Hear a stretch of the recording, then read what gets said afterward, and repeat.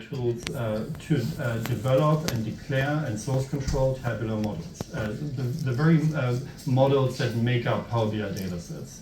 The models that you create with Power BI Desktop or Tabular Editor or other tools. And so until very recently,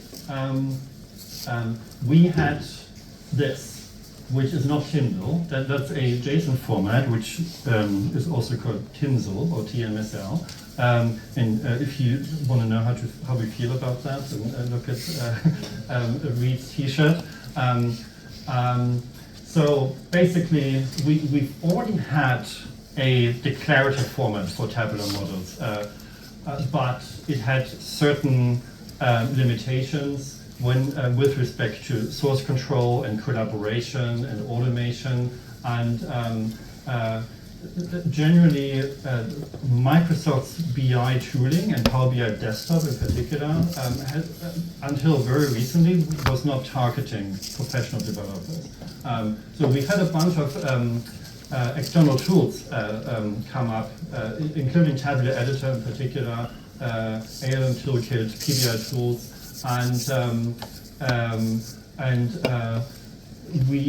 but none of them have been able to sort of address, some of the issues we've had with the JSON-based TMSL format.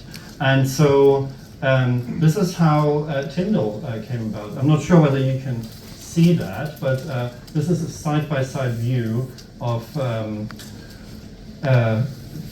TMSL, the precursor versus TMDL. So there are three important attributes why TMDL came about and what it's trying to give us. First of all, it's readable, right? So over here, and maybe I need to zoom in a little bit. Here we go. Over here, we can see a table definition with a partition, an M expression, a bunch of columns. You can actually read this stuff, right? Even if you don't know the ins and outs of the syntax, it sort of intuitively makes sense what we're looking at here, right? Whereas over here in the old JSON world, yes, you can kind of infer what's going on there, but there's lots of noise. There's lots of bunch in there. There's a bunch of stuff in there that makes reading things complicated. Second thing, developers don't want to be. Developers want to be able to choose, their own tooling, and in particular, particularly if you want to use source control and if you want to collaborate on your artifacts, you want to use text-based editors. So, looking at this, which is a TMDL definition of a measure. Again, stuff makes sense. It's very clean. The DAX expression we can see, starting from var v cell date all the way to the if clause, is something we immediately recognize as a DAX expression. In fact, we can copy paste into our TMDL document. Whereas in TMSL, in JSON, that's not the case, right? Stuff is broken up, it's got quotation marks and commas and whatnot. So that's the other thing. And then the third one, almost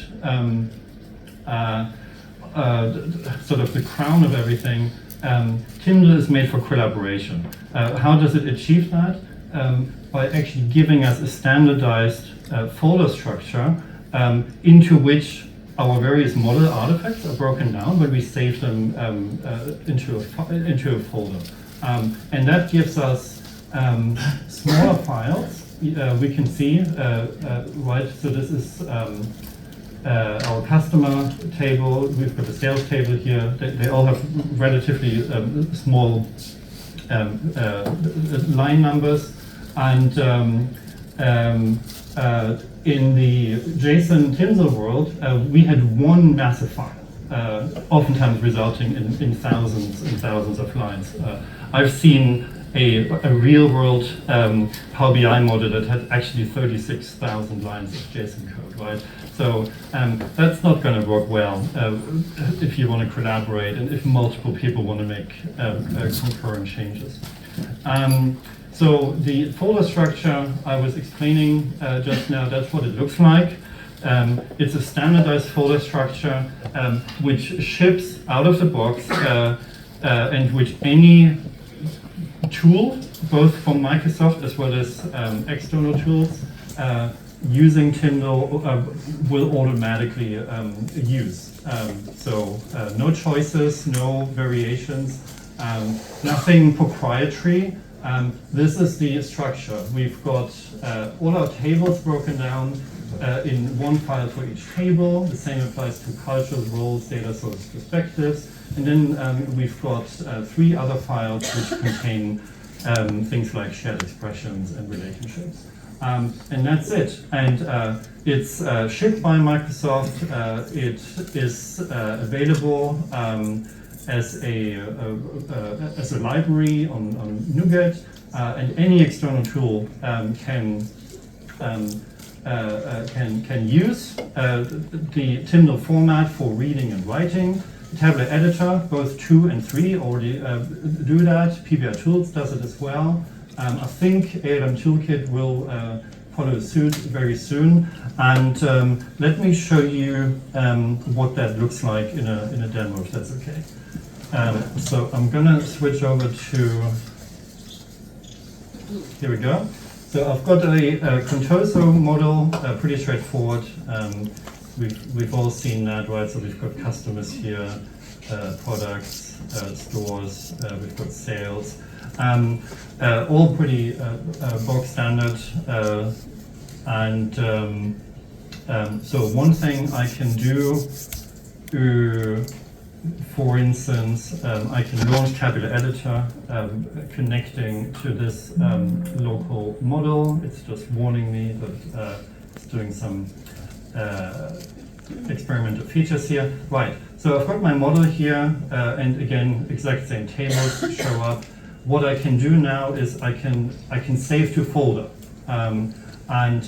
This save to folder option has 2 flavors. It has a legacy proprietary format that Tabular Editor invented, and which basically was a very strong sort of inspiration for TMDL, but it also has the new TMDL format, which again is not proprietary. It works across any tool, so if I use that option and basically select this here and basically say Contoso TMDL, there we go.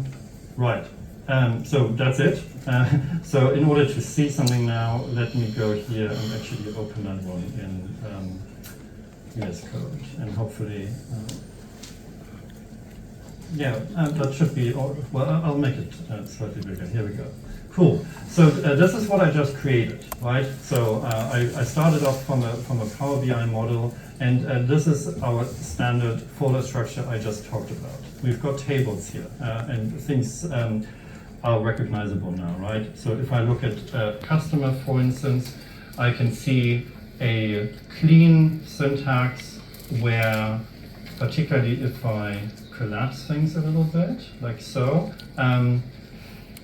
whilst there are 250 lines of code, everything actually makes sense and is readable, as I said before, right? So we can see this table is made up of one partition of type M, and then we've got a bunch of columns here. Each column has some metadata. For instance, if I look at city, we can see it's a column of type string. The source column, linking to my Power Query, is called city as well. We're not summarizing it. And so on and so forth, right? And up here, this is where things get slightly more interesting. This is where our M expression sits, because obviously that is part of our partition. And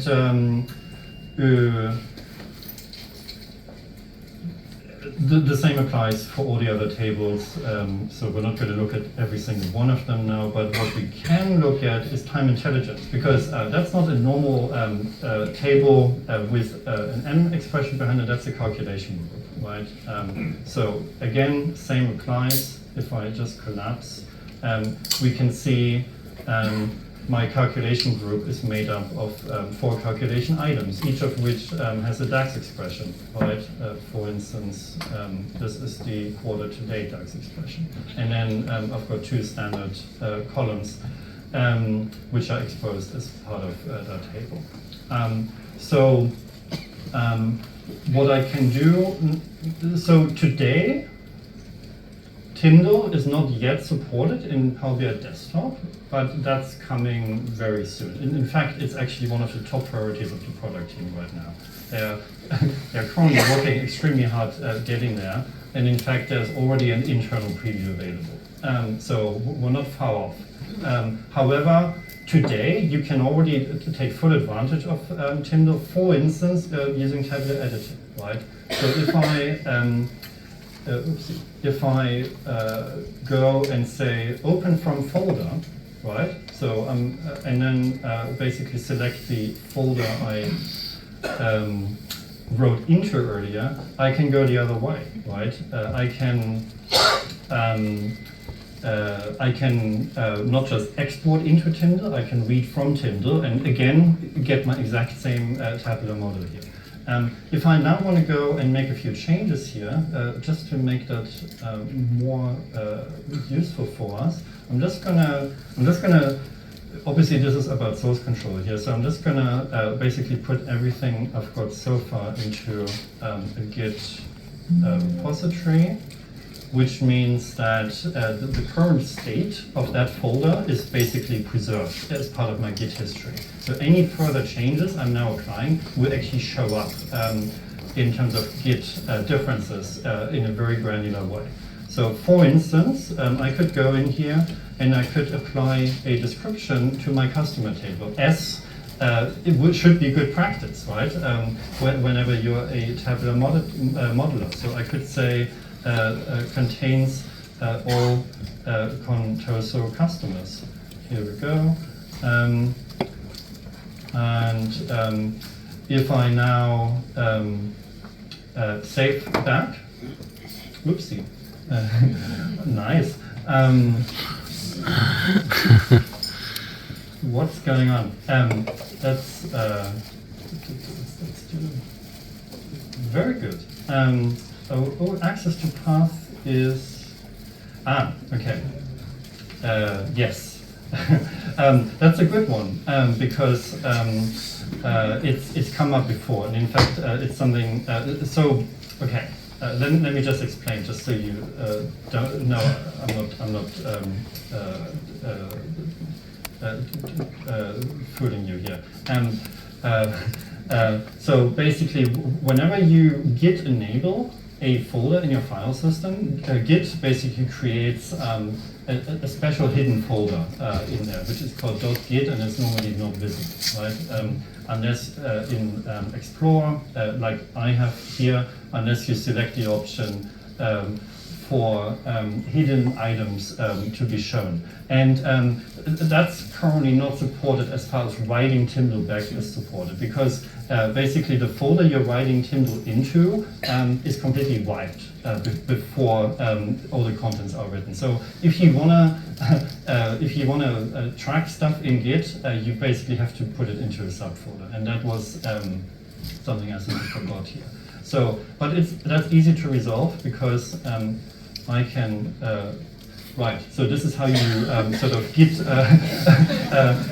how you remove stuff from Git. You literally remove that. So all I need to do is now to basically create a new parent. Let's call this project, right? And then I'm just gonna move this guy in here, and I'm going to close that, and I'm going to close that, and now we're good. All right, cool. So let's do this again. It's better that I show you this particular problem before you run into the same. And in fact, we're currently considering to put an explicit rule into the TMDL serializer to actually detect and ignore the Git folder. Right, so let's do this again. Okay, init, go. All right, so I'm opening this up in Tabular Editor, open from folder. Here we go. It's that one. That's my model. Nothing's lost or here, and I can go back here and I can say, well, so obviously that change is already here.